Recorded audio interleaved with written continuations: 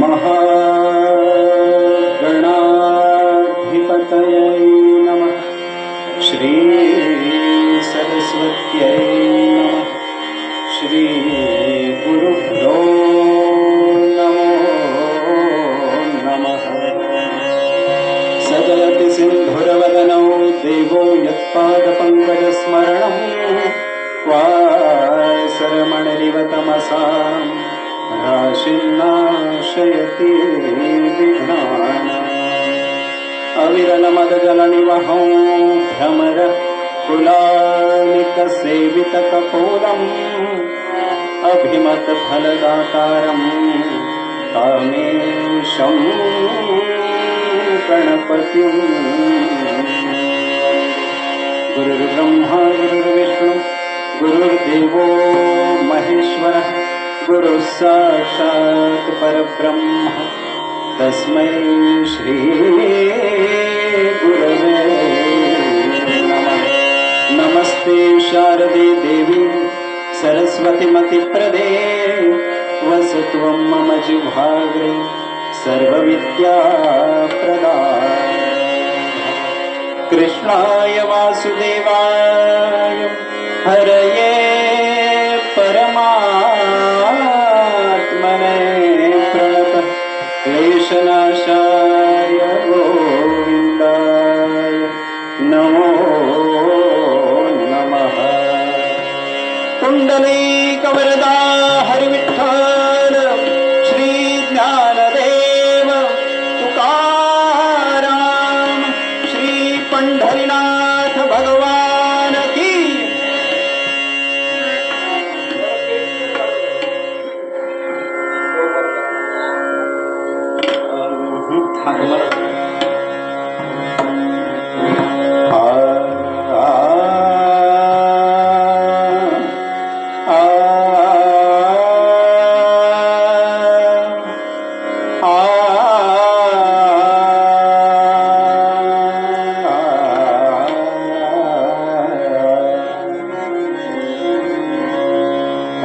कृष्ण हरि जय जय राम राजा राम। राम कृष्ण हरि जय जय राम राजा राम।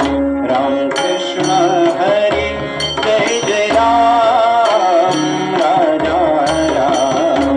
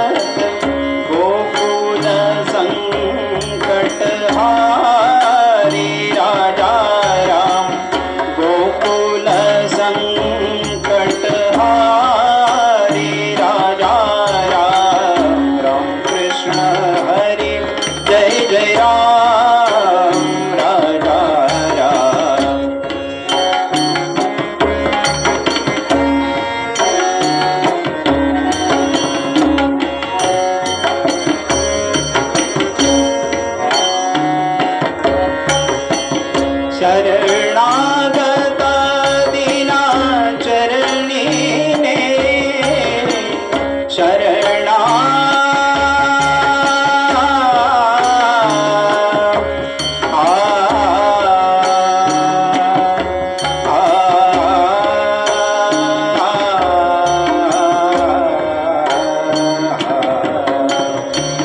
शरणागत दीना चरणी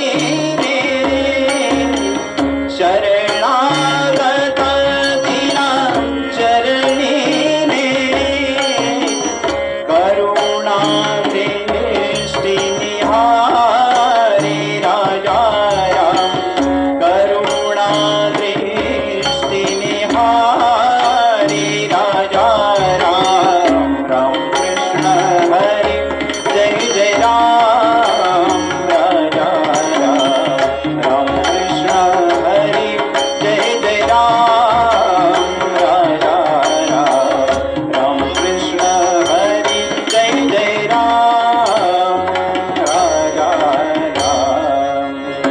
शिवसुत गणराया गणराया शिवसुत गणराया गणराया शिवसुत गणराया गणराया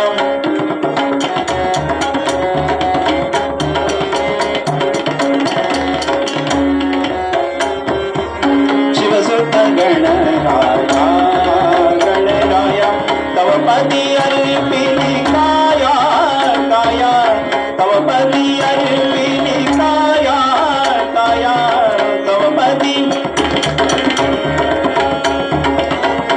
पदी अर्पिणी काया काया तव पदी अर्पिणी काया काया शिवसुत गणराया गणराया शिवसुत गणराया गणराया शिवसुत गणराया शिवसुत गणराया शिवसुत गणराया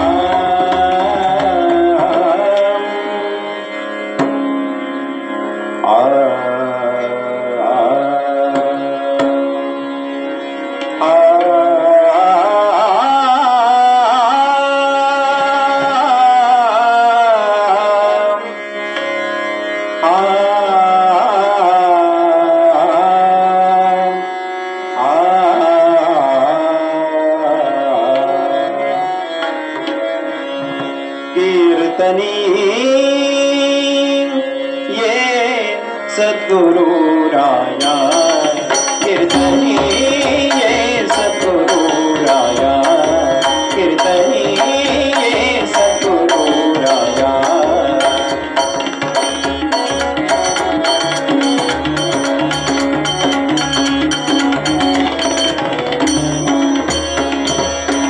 मति मंद में काहीच नेणे मति मंद में काहीच नेणे मति मंद में काहीच नेणे सांख्य अथवा न्याया सांख्य अथवा न्याया सांख्य अथवा न्याया हो सांख्य अथवा न्याया कीर्तनी ये सद्गुरु राया कीर्तनी ये सद्गुरु राया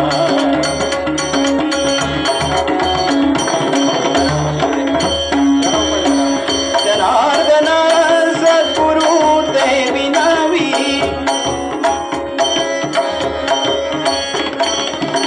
जनार्दन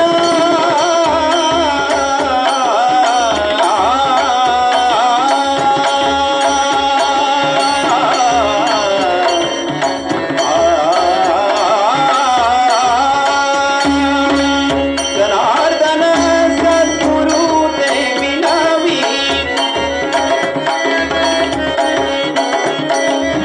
जनार्दन सद्गुरु ते विनवी निरंजनी चाराय निरंजनी चाराय निरंजनी चाराय निरंजनी चाराय कीर्तनी ये सद्गुरु राया कीर्तनी ये सद्गुरु राया ये सद्गुरु राया कीर्तनी ये सद्गुरु राया कीर्तनी ये सद्गुरु राया कीर्तनी ये सद्गुरु राया कीर्तनी ये सद्गुरु राया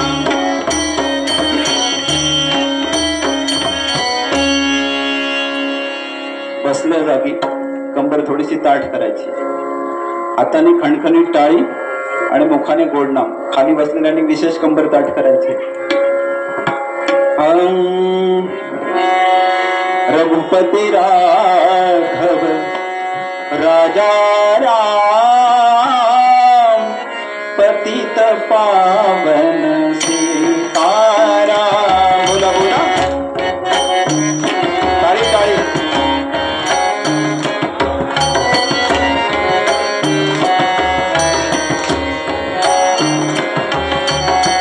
रघुपति राघव राजा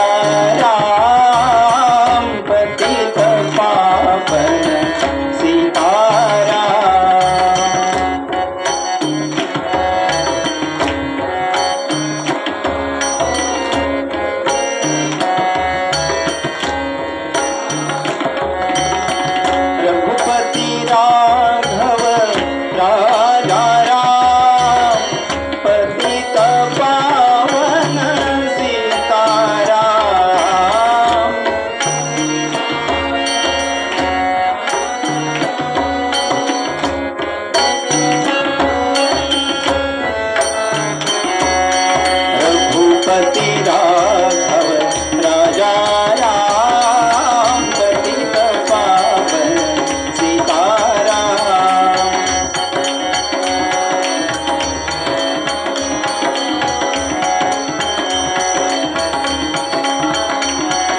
रघुपति राघव राजा राम पतित पावन सीताराम।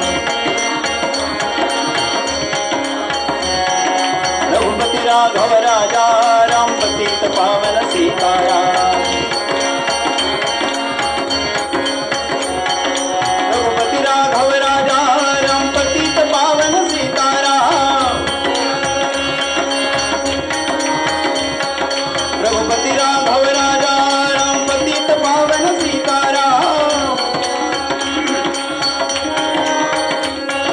रघुपति राघव राजा राम पतित पावन सीताराम। रघुपति राघव राजा राम पतित पावन सीताराम। भोला पुंडलीक वरदा श्री ज्ञानदेव श्री पंढरीनाथ भगवान की जय। राजाधिराज रामचंद्र भगवान की जय। गोपाल कृष्ण भगवान की जय। भगवती जगदम्बा माता की जय। श्रीदेव नागेश्वर महाराज की जय। महारुद्र हनुमान की जय। जय जय रघुवीर समर्थ मंगल मूर्ति मोरया।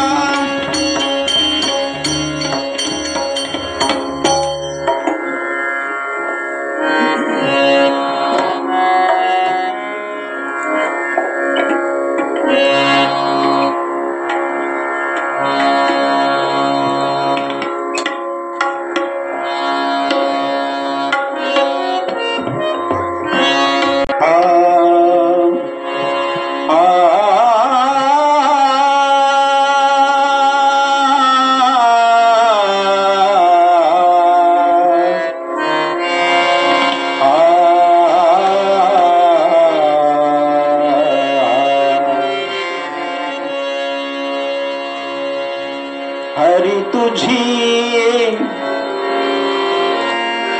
आवडी मजला दे। हरि तुझी आवडी मजला दे। हरि तुझी आवडी मजला दे।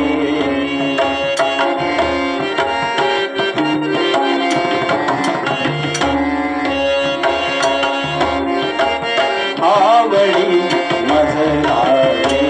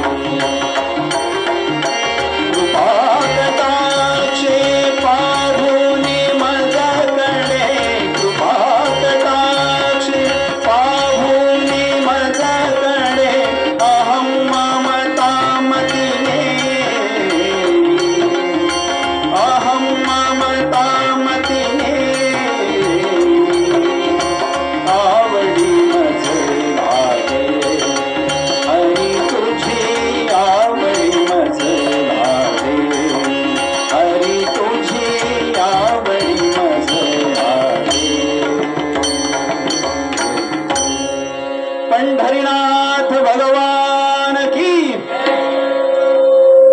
नवीन श्रोते म्हणतील हे गायनाचा काहीतरी कार्यक्रम आहे, संगीत कीर्तन असं पत्रिकेवरती छापलंय. नारदीय कीर्तनाचा अविभाज्य भाग म्हणजे संगीत आहे आणि बरीचशी वृत्त या नारदीय कीर्तनानं आपल्या लोककलांना दिलेली आहे. आजच्या निरूपणासाठी फार वेळ नाही आहे आपल्याकडे. थोडक्यात अभंगाचं निरूपण पाहूया आणि कथाभागाकडे जाऊया. प्रस्तुत अभंग गोविंद बुवा होशिंग, ग्वाल्हेर संस्थानचे राजाधिकांना ज्यांनी मार्गदर्शन केलंय, वेदशास्त्र संपन्न असून देखील ज्यांनी आयुष्यभर कीर्तन सेवा केली, असं ज्यांचं संन्यास घेतल्यानंतर ज्यांचं नाव झालं तारकाश्रम स्वामी, त्या तारकाश्रम स्वामींचं पद आजच्या निरूपणासाठी निवडलंय. नांचेवाडी उत्कर्ष मंडळ नागवे, 1 वर्षाआड होणारी आपली सत्यनारायण महापूजा, दिवसभरामध्ये भगवंतांची सेवा या ठिकाणी घडलेली आहे आणि सेवा केल्यानंतर मेवा मागण्याचा अधिकार भक्तजनांना असतो, होय ना. अगोदर सेवाच जर केली नाही तर भगवंताकडे काही मागण्याची आपली योग्यता राहत नाही. आणि म्हणून निवडलेला अभंग मागणीपर आहे, ज्याच्यामध्ये संत मागत आहेत. पण आपण म्हणतो भगवंताकडे मागावं का मागू नये. संत कधी मागतात का हो? संत तुमच्या आमच्यासारखं प्रपंचातलं मागत नाहीत, पण परमार्थातलं मागणं मागितल्याशिवाय संत राहत नाही. तुम्ही म्हणाल ज्ञानोबा माऊली, संत तुकाराम महाराज, नामदेव महाराज, एकनाथ महाराज असतील किंवा समर्थ रामदास स्वामी, या महाराष्ट्र भूमीच्या संत पंचकांना सोडून म्हणतील अज्ञात संतांचं पद निरूपणासाठी घेतलंय.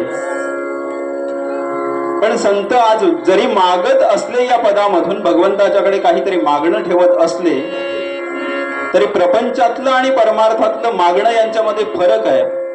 आपण भगवंताकडे जातो, नमस्कार केल्यानंतर केळी फळं काही अर्पण केल्यानंतर भगवंताने आपली अमुक इच्छा पूर्ण करावी कोणतं ना कोणतं मागणं ठेवतो आपण.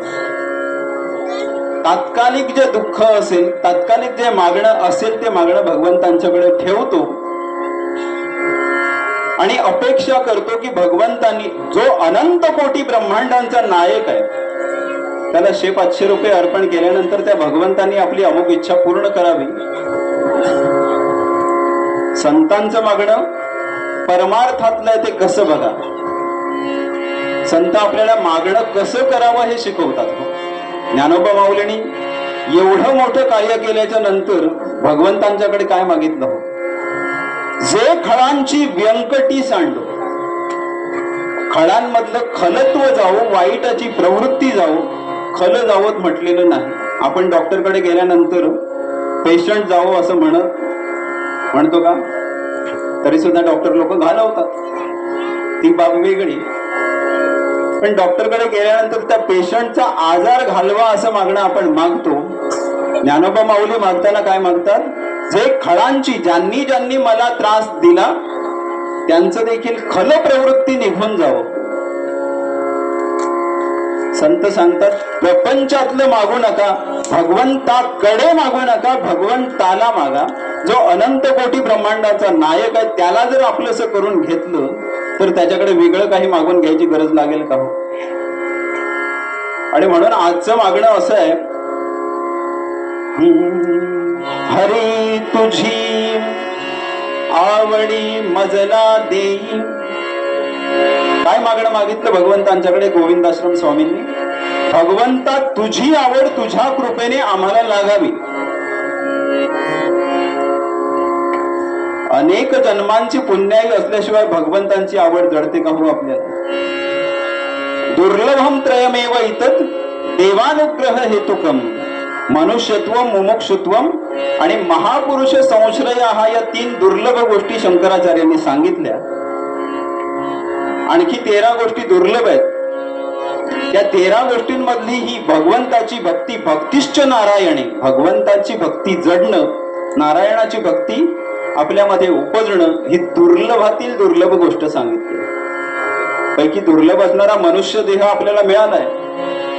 84 लक्ष योनींमधल्या 80 लक्ष प्रकारच्या योनी या इतर योनी आहेत आणि फक्त 4 लक्ष योनींमध्ये मनुष्य प्राणी आहे.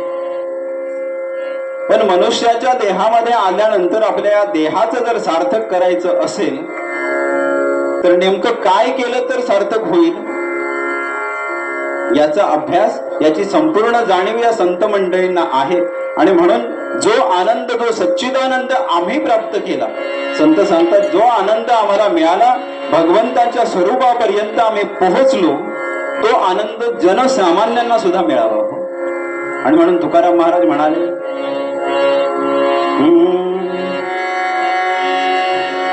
जगाच्या कल्याणा संतांच्या विभूती, जगाच्या कल्याणा संतांच्या विभूती, जगाच्या कल्याणा संतांच्या विभूती.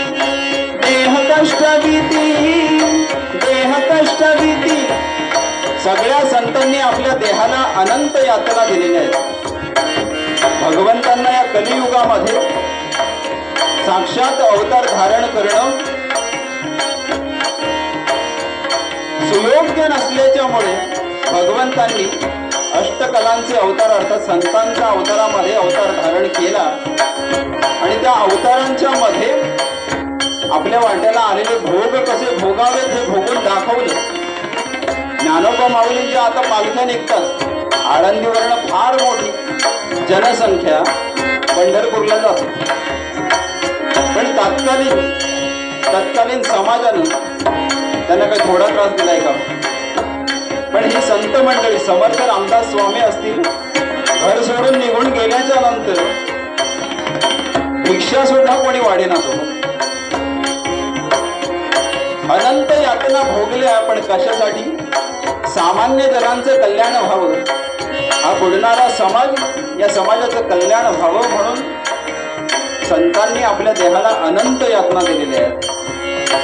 देह कष्ट भीती पर उपकारे, देह कष्ट भीती पर उपकारे, जगाच्या कल्याणा संतांच्या विभूती, जगाच्या कल्याणा संतांच्या विभूती, जगाच्या कल्याणा संतांच्या विभूती. आणि म्हणून हे संत मागतात. आजचं मागणं असं आहे, भगवंतांच्याकडे मागणं ठेवलंय, हरी तुझी आवडी मजला देई. भगवंतांकडे जरी मागत असले तरी भगवंतांच्याकडून काय मागावं याचा आदर्श आहे बघा. कृपा कटाक्षे पाहुनी मजकडे, अहम ममता मतिनी. कर्मयोग आणि अहंकारावरती बोला असं सेक्रेटरीने सुचवलंय.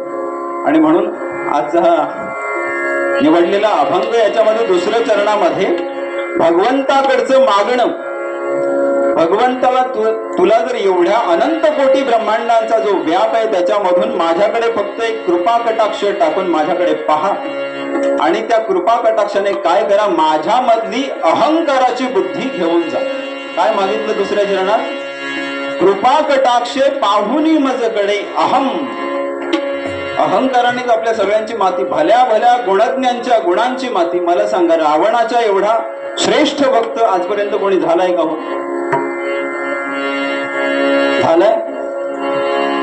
4 वेद 6 शास्त्र ज्यांना मुखोद्गत आहेत, आताच्या काळामध्ये एक वेद घेतला तरी सुद्धा आयुष्य पुरत नाही. रावणाचे 4 वेद 6 शास्त्र, दशग्रंथी रावण तो असा, 4 वेद आणि 6 शास्त्र मुखोद्गत आहेत ज्याला. आणि भगवान शिवशंकरांना प्राप्त करून घेण्यासाठी, प्रसन्न करून घेण्यासाठी मानेचे तंतू काढलेत.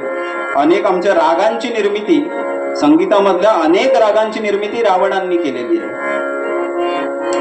स्वतःच्या मानेचे तंतू काढलेत आणि तंतुवाद्य तयार केले. आम्ही तंबोरा लावला, तानपुरा लावला. रावणाला हे ठाऊक आहे, आपण जरी मुंडकं जरी छाटून टाकलं समोर तरी भोळा सांब सदाशिव आपल्याला पुन्हा जिवंत करणार. आणि त्यामुळे भक्ती कशी करावी याचा आदर्श वस्तुपाठ रावणानं घालून दिला खरा, पण कामवासना आणि दुसरा म्हणजे अहंकार, अहंकारानं त्याची माती केली. ज्ञानोबा माऊलींनी सांगितलं ओवीमध्ये, भावार्थ दीपिकेमध्ये सांगितलं, हा अहंकार होतो कोणाला? तुमच्या आमच्या सारख्यांना. कसा होतो?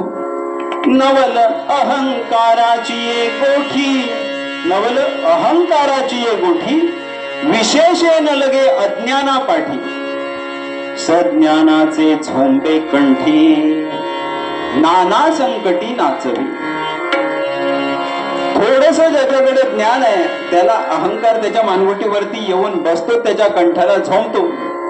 मी एवढी कीर्तनं केली, एवढी कीर्तनं वाजवली, मी एवढी कीर्तनं ऐकली मोठमोठ्या बुवांची, याचा सुद्धा अहंकार होतो. हे बुवा काय सांगतो आज आमका म्हणा.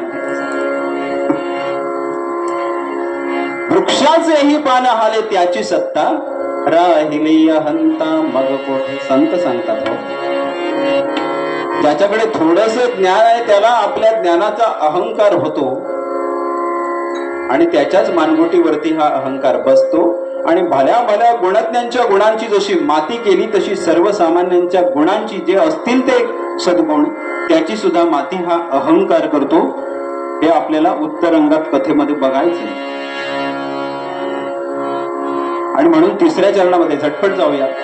याचं निरूपणच आम्ही 2 तास करतो पूर्वरंगाचं, पण 1 तासामध्ये पूर्ण मंगलाचरण आणि पूर्वरंगाचं निरूपण संपवायचंय, कारण पुढे 1 तासाची कथा आहे. तिसऱ्या चरणामध्ये महाराज म्हणाले, भोग घडोजे असती कपाळी, तद्भर तुझवर नाही. तिसऱ्या चरणामध्ये मागणं केलं, माझ्या प्रारब्ध वशामध्ये असणारे भोग, माझ्या माथ्यावरती असणारे भोग जे असतील ते माझे मी भोगेन, त्याचा भार भगवंता मी तुझ्यावरती घालणार नाही. कारण भोग कसे आहे तो भोग भोगावे विवक्षय. धन्यवाद बोल. भोगांचा क्षय भोगांना भोगूनच करावा लागतो. अगदी देवादिकांनी अवतार धारण केले त्यावेळी प्रत्येक वेळी रामांना भोग संपले का हो? चुकले. कृष्णांना भोग चुकले का हो? आपल्याला चुकतील? नाही म्हणा, नाही म्हणा. पंढरीनाथ भगवान की. भोग घडोजे असती कपाळी तत्भर तुझवर नाही. भगवंता त्याचा भार आम्ही तुझ्यावरती घालणार नाही. पण आम्ही आपलं सगळं प्रपंचाचं रहाटगाडकं ओढत असताना विधभर पोटाची खळगी. तुकाराम महाराज म्हणाले, बरवे केले देवराया मागे लाविली समाया. वितभर पोटासाठी पहा केवढी आटा येते. पोट मोठे अनिवार्य हिंडविते दारोदार. पोटासाठी चाललंय सगळं हे. जर हा जर अवयव नसला असता, भगवंतानी जर आपल्याला दिला नसता, तर मला सांगा कोणी कामावरती गेलं असतं, धंदा व्यवसाय नोकरी कोणी केली असती, मस्तपैकी 5Gचं रिचार्ज मारला असता, समुद्र किनाऱ्यावरती कुठेतरी अँड्रॉइड ऍपल घेऊन खात बसली असती लोक पडून. पण हा एक अवयव दिला आणि भगवंतानी तो मुद्दाम दिला. का? ऐशा 84 लक्ष योनी सृजोनी पाहे परतोनी तव निजात्म प्राप्ती लागोनी कोणी न देखे अधिकार. इतर 84 लक्ष योनीमध्ये प्राणी भगवंताला ओळखत नाही किंवा भगवंताला प्राप्त करून घेण्याची इच्छा ठेवत नाही. पण मनुष्य मात्राला तो अधिकार दिलाय. भगवंतांचं जसं स्वरूप आहे सच्चिदानंद, त्याच्या स्वरूपापर्यंत त्या पंचमहाभूतांमधनं आपण आलो. आणि आजचा हा देह पंचमहाभूतांचा देह, पुन्हा ही सगळी पंचमहाभूत त्या त्या भूतामध्ये विलीन होणारच आहेत. आजची उद्या जाणारच आहेत. कोरोनाच्या काळामध्ये आपल्याला शिल्लक ठेवलंय, भगवंतांची कृपा आहे. हे महाभूत जोपर्यंत इथे आहेत तोपर्यंत सगळं चाललंय. शरीर उठतंय, बसतंय, खातंय, झोपतंय. पण एकदा ही पंचमहाभूत निघून गेली की दारासमोर गर्दी ठरलेली आहे. होय ना? आपलं वागणं कसे असेल त्याच्यावरती. आणि म्हणून भोग घडोजे असं ती कपाळी तत्भर तुझवर नाही. आम्ही सगळे काय म्हणतो, मी हे केलं, मी ते केलं, शून्यातनं निर्माण केलं. अरे पण तुझ्याकडे जरी 100 जरी शून्य होते तरी त्या 100 शून्यांच्या बाजूला एक कोणी लावून आहे हो? भगवंतांनी. भगवंतांच्या मर्जीशिवाय झाडाचं पाणी सुद्धा हलत नाही. मर्जी देवाची देवाची देवाची मर्जी देवाची देवाची देवाची रे. मर्जी देवाची देवाची देवाची.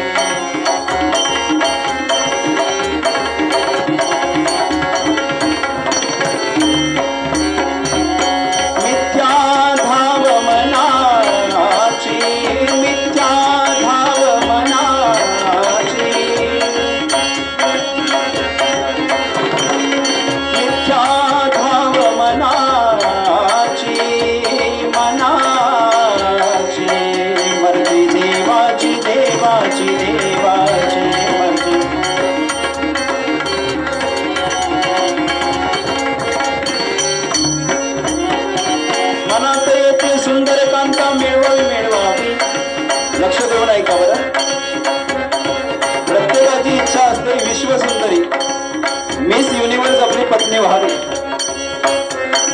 मनात येते इच्छा पण सुंदर कांता मिळवावी. पण देवाजीच्या मनात याच्या पाठीकर कशा द्यावी.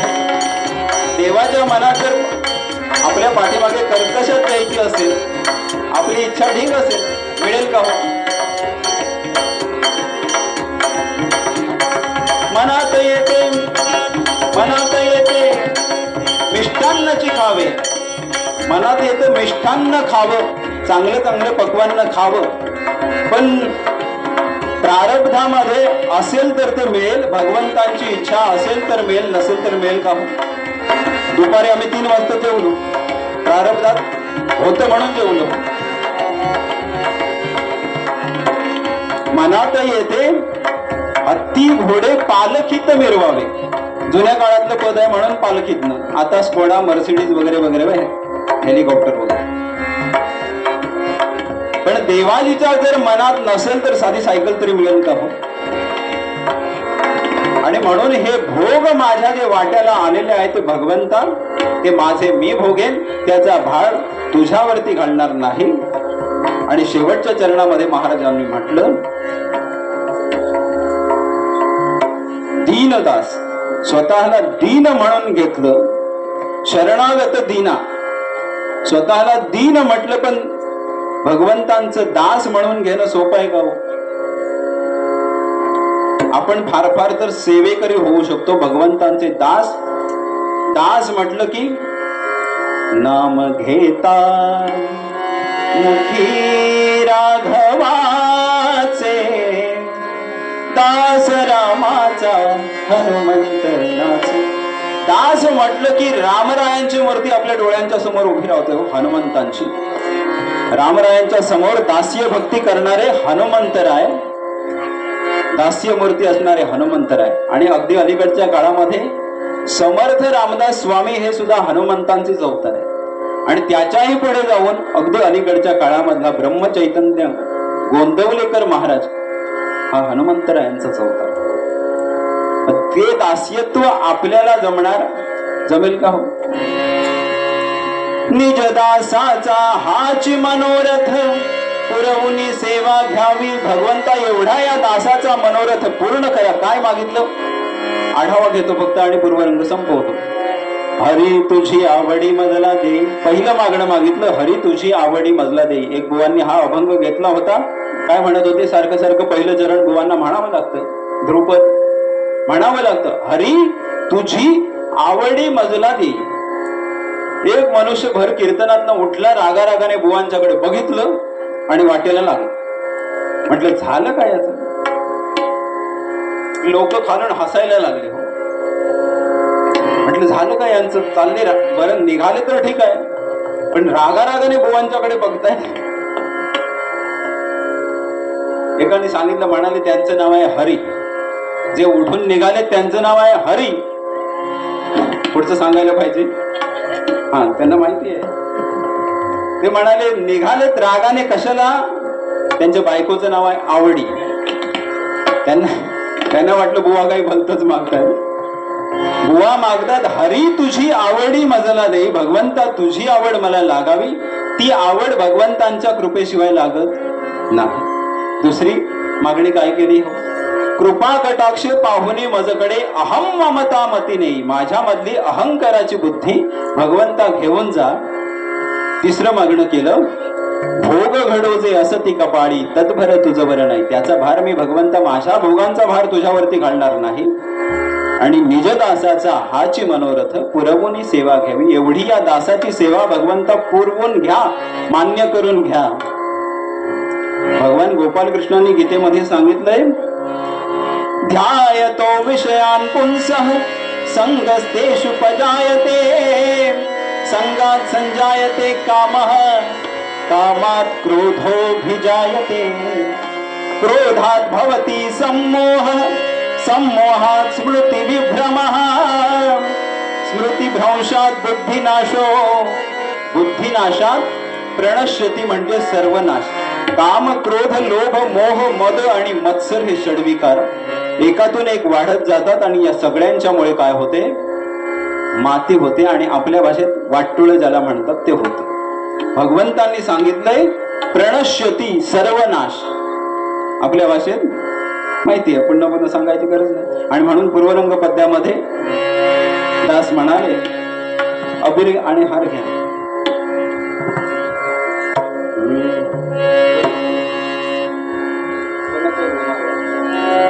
पूर्वरंगाची पुन्हा एकदा उजळणी करायची आणि उत्तरंगामध्ये एक छोटीशी कथा बघायची.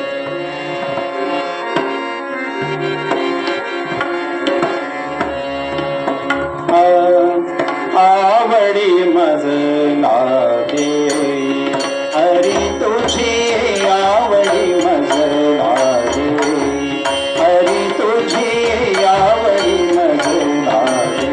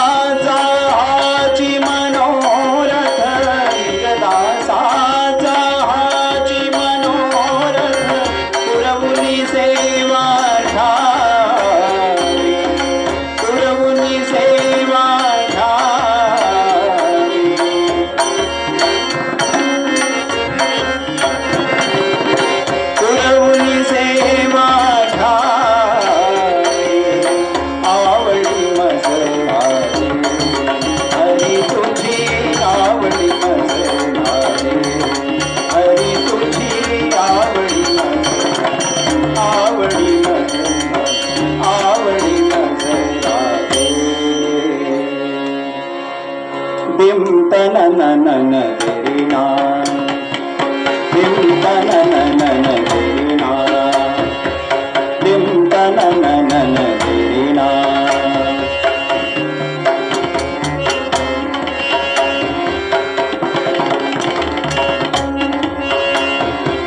धिम तननन तेरी ना तन तेरी ना तन तेरी ना तन तेरे तारे दानी तारे दानी धिम धिम धिम धिम धिम तननन तेरी ना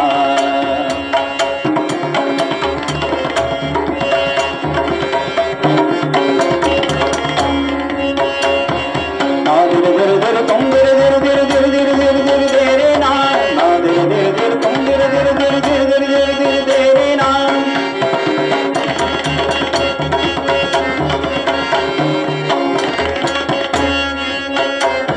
ना दिल दिल दिल तुम दिल दिल दिल दिल दिल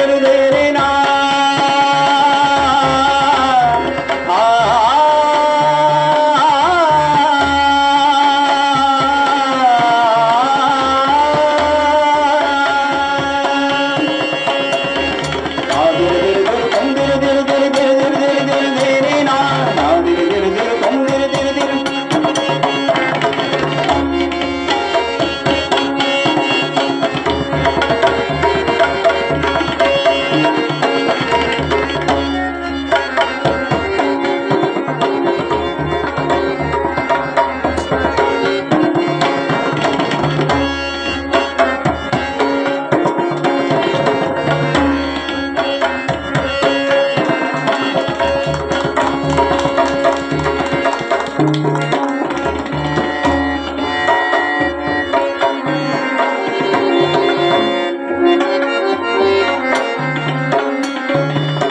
दिल दिल दिल तुम दिल दिल दिल दिल दिल दिल दिल तेरे ना ना दिल दिल दिल तुम दिल दिल दिल दिल दिल दिल दिल तेरे ना ना दिल दिल दिल तुम दिल दिल दिल दिल गिड़ कत्ता गड़ कत्ता ना दिल दिल दिल तुम दिल दिल दिल दिल गिड़ कत्ता गड़ कत्ता दारे दानी तारे दानी दिम तननन दिम तननन तेरे ना दिम तननन दिम तननन दिम तननन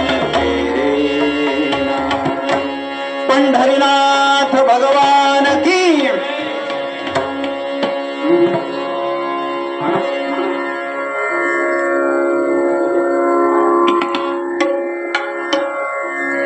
धन्यवाद. टाळ्यांचा आवाज आला, आमच्यासाठी आला, पण भगवंतांचा जय जयकार करण्यापूर्वी माझ्या डाव्या बाजूला बसलेले हार्मोनियमवरती साथ करतात पिंगुळी गावचे कुडाळ पिंगुळी गावचे रहिवासी लोकमान्य मल्टीपर्पज बँकेमध्ये सावंतवाडी शाखेमध्ये आपली सेवा देतात आणि उत्तम गायक म्हणून पूर्ण जिल्हाभर ज्यांची ख्याती आहे असे मयूरबुवा पिंगुळकर या ठिकाणी साथीला उपस्थित आहेत. पुन्हा जोरदार टाळ्या वाजवून स्वागत करूया. माझ्या उजव्या बाजूला पोखरण गावचे रत्न कैलासवासी भजन महर्षी प्रमोद बुवा सुतार यांचे सुपुत्र ज्यांना मी पोखरण गावचं वैभव असं म्हणतो, जे वैभव सुतार यांचंही जोरदार टाळ्यांनी स्वागत करूया. आणि आजच्या कीर्तनासाठी विशेष उपस्थिती मुंबईहून आमचे दादा आणि पोखरण गावचेच रहिवासी आहेत. मुंबईला देखील आपले पखवाजाचे क्लास चालवतात, नोकरी व्यवसाय सांभाळून. समीरजी सुतार यांचंही जोरदार टाळ्या वाजवून स्वागत करूया. गावी आले की कीर्तन असलं की मी हजर राहणार म्हणून सांगितलेलं आहे. मध्ये मध्ये आले की आम्हाला साथ करतात आणि माझी ओळख बॅनरवर झालेली आहे, त्यामुळे वेगळी ओळख करून देत नाही. ती कीर्तनातून होईल. मध्यंतरामध्ये दोन पदांचं एक पद दोन्ही सुमधुर आवाजामध्ये अतिशय गोड आवाज, माझी इच्छा म्हणून.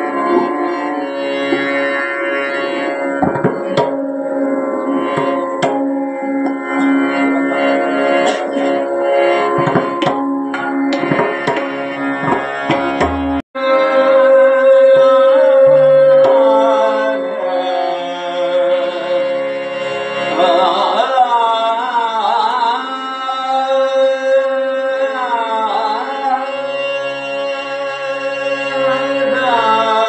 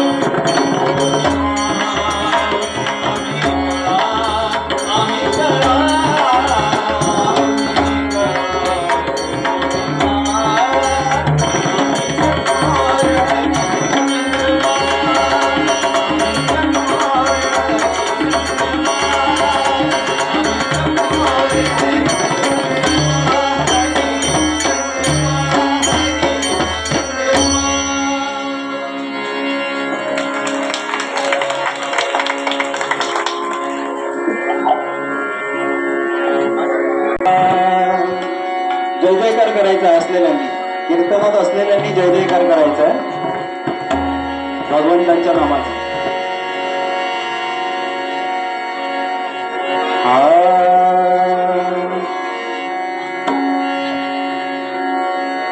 नारायण नारायण श्रीमन्नारायण नारायण नारायण. बोला बोला बोला.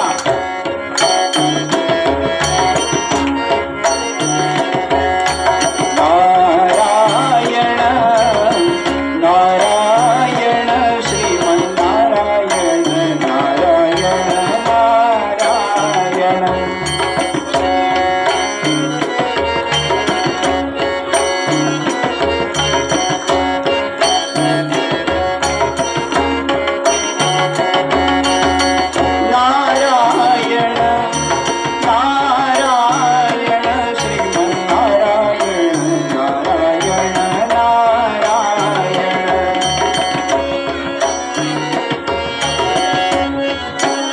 टाळी टाळी दादा टाळी.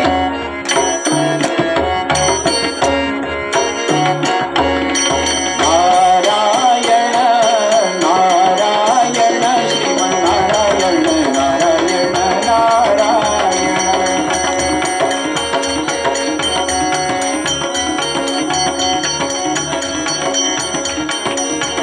नारायण नारायण श्रीमन्नारायण नारायण नारायण.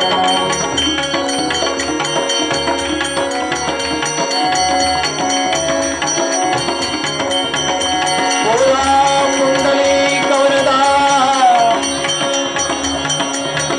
श्री ज्ञानदेव तुकाराम श्री पंढरनाथ भगवान की जय.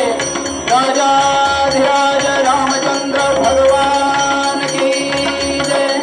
भगवती जगदम्बा माता की जय. पार्वती पते हर हर हर महादेव. भारत माता की जय. आर्य सनातन वैदिक हिंदू धर्म की जय. छत्रपती शिवाजी महाराज की. धर्मवीर छत्रपती संभाजी महाराज की. सब संत की जय. अपने अपने माता पिता की जय. जय जय रघुवीर समर्थ अवधूत चिंतन श्री गुरुदेव दत्त मंगल मूर्ती मोरया. जरा आवाज वाढवा, मगाशी कमी केलाय जरा. असं कथाभाग असा आहे, आमच्या कीर्तनामधला पूर्वरंग थोडासा दोष दिल्यासारखा असतो, उत्तरंगामध्ये आनंदी आनंद. त्यामुळे माणसाला पूर्वरंग, आयुष्यामधला पूर्वरंग तारुण्य आवडतो आणि आयुष्यामधला उत्तरंग माणसाला आवडतो का हो आजी? आवडत. पण कीर्तनामधला माणसाला पूर्वरंग नको असतो, फुकटचे उपदेश. आमच्या घरी सुद्धा कोणी ऐकून घेत नाही म्हणून आम्ही कीर्तन करत बाहेर असे फिरत असतो. उत्तरंगामध्ये कथा असते म्हणून लहानापासून म्हाताऱ्यांना, म्हातारे म्हणजे कोण हो? महातारे, म्हातारे, म्हातारे म्हणू नाही त्यांना, सुपरस्टार, त्यांना देखील कथा आवडते आणि म्हणून तुम्हा सगळ्यांना म्हणजे तरुण वर्गाला आवडेल अशी कथा सांगणार आहे. जे तरुण कार्यकर्ते खाली गेले असतील त्यांनी पुन्हा यायला हरकत नाही. द्वारकेचे राजा बलराम दादा, भगवान गोपालकृष्णांनी द्वारका नगरी वसवली आणि त्यानंतर तिकडे शिफ्टिंग केलं सगळं द्वारकेला, सोन्याच्या नगरीमध्ये. होय ना सोनाताई? सिंहासनावरती या अवतारामध्ये स्वतः गोपालकृष्ण बसलेले नाहीत, पण सिंहासनावरती बलराम दादा आणि बाजूच्या सिंहासनावरती बसलेत गोपालकृष्ण भगवान की. आणि दादा विचारतात गोपालकृष्णांना, अरे कृष्णा, कृष्णा, माझ्या एवढा बलवान, बलिष्ठ, ताकदवान, शक्तिमान कोणी पाहिलायस? गोपालकृष्ण म्हणाले, नाही दादा. म्हणाले, तुमच्यासारखे तुम्हीच. पण म्हणाले, पण म्हटलं की अगोदर सगळं बोललेलं सगळं फुकट जातं. तुमच्यासारखे तुम्हीच, पण शेराला सव्वा शेर भेटतोच. गोपालकृष्ण सांगतात. असा प्रश्न विचारल्यावरती बलराम दादांना गर्व झालाय, गची बाधा झाली आहे हे समजायला वेगळी काही तपासणी करावी लागेल का हो गोपालकृष्णांना? भगवंतांचं, नारायणाचं वाहन कोणतं माहिती आहे? कोणतं? हा बरोबर आहे, गरुड. गरुड. या गरुडाला देखील आपल्या शक्तीचा, ताकदीचा अहंकार झालाय. अहो होणारच. कारण काय त्याचं? मागच्या युगामध्ये, त्रेता युगामध्ये, ज्यावेळी राम लक्ष्मणांना नागपाश बंधनानं बांधण्यात आलं रावणाच्याकडनं, त्यावेळेस ज्यावेळी गरुड आला, गरुडाच्या पंखांच्या फडत्काराच्या आवाजानंच तो नागपाश बंध सुटला आणि इकडे अहंकार निर्माण झाला. भगवंताला मी सोडवलंय. कोण म्हणतोय? गरुड. गरुडाला अहंकार झालाय. आणि भगवंतांच्या बायका किती? गोपालकृष्णांच्या बायका किती? हा, 16 सहस्त्र. 16 सहस्त्र 108 आपण म्हणतो खरं, पण 16 सहस्त्र 8च आहे. वरच्या 100 भागवतामध्ये उल्लेख नाही, मग लोकसंगीतामध्ये, गवळणींमध्ये आमच्या आल्या 108. पण वरच्या ज्या 8 अष्टनायिका आहेत, त्या अष्टनायिका 8 विवाह करण्याची परवानगी तत्कालीन राजाधिकांना होती. आपल्याला द्विभार्य प्रतिबंधक कायदा आहे, लक्षात ठेवायचं. इतर धर्मियांना, अन्य धर्मियांना तो कायदा लागू नाही. हा आकडा सांगितला की या पुरुष वर्गाला जरा बरं वाटतं ताई, होय ना? 16 सहस्त्र 108, पण त्या आणल्या कुठनं? अष्टनायिका. त्या जर सोडल्या तर 16,100 जणी आणल्या, नरकासुराच्या तावडीतनं सोडवून आणले. आणि सोडवून आणल्याच्या नंतर त्यांचे वडील देखील, पालक देखील त्यांना स्वीकारायला तयार नाही. आणि म्हणून त्या युद्धावरती गेलेली सत्यभामेने सांगितलंय, यांच्याशी विवाह करा. यांचं एकदा का आडनाव यादव झालं की यांच्याकडे वाकड्या नजरेने पाहण्याची कोणीही हिंमत करणार. म्हणून 16,100 जणींना माळा घातल्यात. पण 16 सहस्त्र 108 जरी असल्या तरी वरच्या 8 अष्टनायिकांमधल्या 2 लाडक्या पैकी पहिली कोण? रुक्मिणी आणि दुसरी सत्यभामा. दोघींच्या नावाला सुद्धा सुरेख अर्थ आहे. रुक्म म्हणजे काय? रुक्म म्हणजे संस्कृतामध्ये सोनं. जी सोन्यासारखी आहे ती रुक्मिणी. अगोदरच्या काळात आपल्या आजींच्या काळामध्ये हे नाव चांगलं ठेवलं जायचं. आणि दुसरं सत्यभामा, तिच्या सुद्धा नावाला सुरेख अर्थ आहे. सत्य म्हणजे खरं, भा म्हणजे प्रतिभा आणि मा म्हणजे लक्ष्मी. खरं, प्रतिभा आणि लक्ष्मी हे सगळं जिच्या नावात आहे ती सत्यभामा. ज्यांचं व्हायचंय त्यांनी ठेवायला हरकत नाही सत्यभामा नाव. ज्यांचं झालं असेल त्यांनी डोक्याला ताप करून घ्यायचा. हा, पण याच्यामधली जी दुसरी सत्यभामा, तिला आपल्याला अहंकार झालाय. ती स्वतःला मिस युनिव्हर्स समजते. कोण? माझ्या एवढी विश्व सुंदरी जगामध्ये, त्रैलोकामध्ये नाही माझ्या एवढी सुंदर मीच. आणि म्हणून गोपालकृष्ण मनात विचार करतायत, अरे म्हणाले आपल्याला आवडत नाही अशी एकच गोष्ट आहे बुवा. कोणती? अहंकार. अहंकार आपल्याला आवडत नाही. आणि आपल्याच नगरीमध्ये 3 पेशंट राहतात. दादा, बलराम दादा, दुसरा कोण पेशंट हो? लक्ष आहे ना? गरुड ताकदीचा अहंकार झालाय आणि रूपाचा गर्व झालाय सत्यभामेला. गोपालकृष्ण विचार करतायत, अहंकाराची बाधा न लागू राजसा, मागणं मागावं लागेल नामदेव महाराजांना त्याच्यासाठी. या गर्वाने, या गच्या बाधेने होतं काय हो? महापुरे झाडे जाती तेथे लोहाळे वाचती, महापुरे झाडे जाती तेथे लोहाळे वाचती, महापुरे झाडे जाती तेथे लोहाळे वाचती, लोहाळे वाचती तेथे लोहाळे वाचती.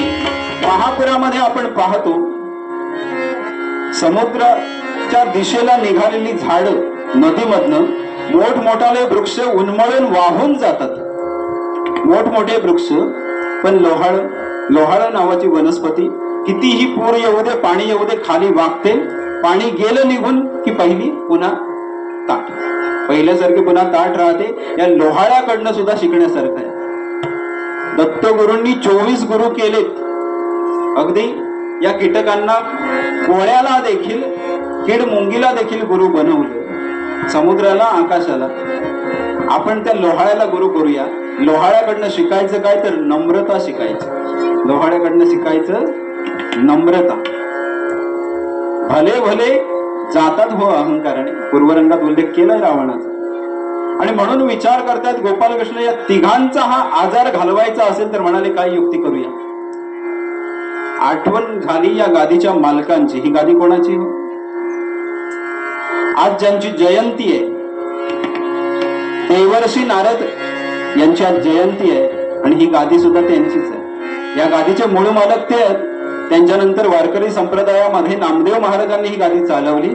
आणि ही गादी नारदीय कीर्तनाच्या रूपाने आम्ही पुढे चालवतोय खरं, पण मूळ मालक नारद मुनी. त्यांचा एकदा जय जयकार करूया.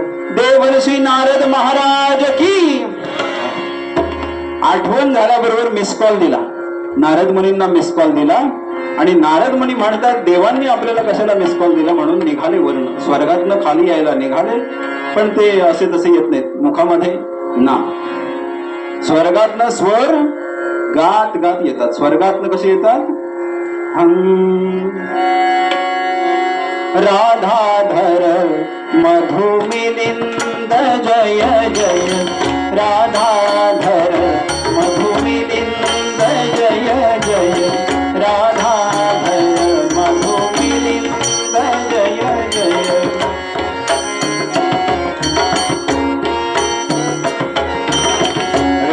रमण हरि गोविंद, रमण हरि गोविंद गोविंद, राधाधर मधुमिलिंद जय जय, राधाधर मधुमिलिंद जय जय.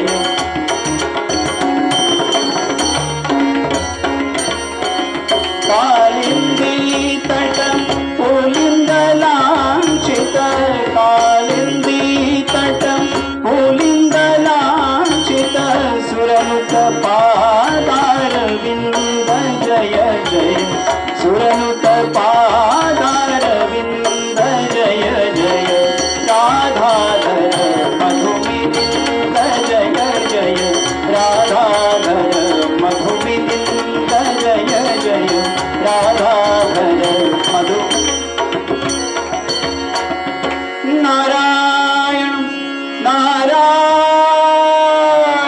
नामाची ललकारे दिली आणि भगवंतांच्या समोर हात जोडून उभे राहिले. भगवंता, कशाला बरं आठवण केलं? नारद मुनी आले. म्हणाले, नारदा, आपल्याच नगरीमध्ये 3 पेशंट राहत आहेत, गची बाधा झालेले. त्या तिघांकडेही जायचं, त्यांच्या तब्येती तपासायच्या आणि त्याच्यावरचा उपाय काय असेल, औषध काय असेल ते मला सांगायचं. बरं म्हणाले, देवा येतो.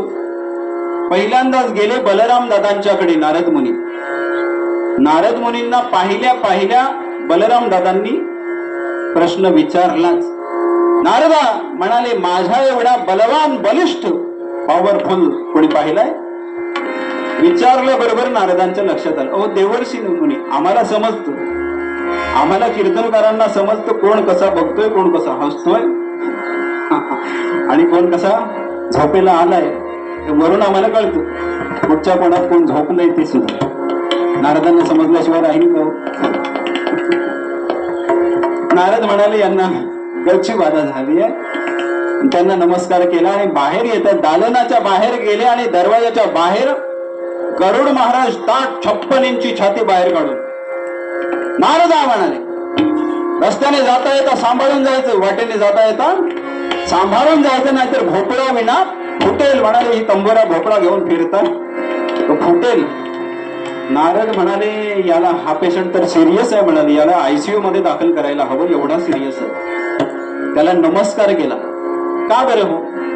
दुर्जनाला नमस्कार पहिला करावा शास्त्रकारांनी सांगितलं. दुर्जनम प्रथमम वंदे सज्जनम तदनंतरम. दुर्जनाला नमस्कार पहिल्यांदा करावा. का बरं? दुर्जनाला नमस्कार केल्याचे फायदे आहेत, आपलाच फायदा आहे त्याच्यात. सज्जनाला मागावून नमस्कार करावा, नाही केला तरी चालतो म्हणा, चालतो. पण दुर्जन आपण पाहतो संध्याकाळी 7:45 कसे चाललेले असतात, सरकार मान्य झालेले असतात. संध्याकाळी 7:45 सरकार मान्य झालेले दुर्जन पाहिलेत ना? आमच्याकडे तिकडे नसतील. कीर्तनकारांनी आपल्याकडचं सांगावं. ही सरकार मान्य माणसं 7:45 झिगझॅग गाडी निघालेली असते त्यांची. पण अशा माणसांचे 3 फायदे होतात. ताई बसा ग ताई. अशा माणसांचे 3 फायदे होतात. कोणते बरं? अशा माणसाला कधी कुत्रा चावत, हवा माहिती आहे ना.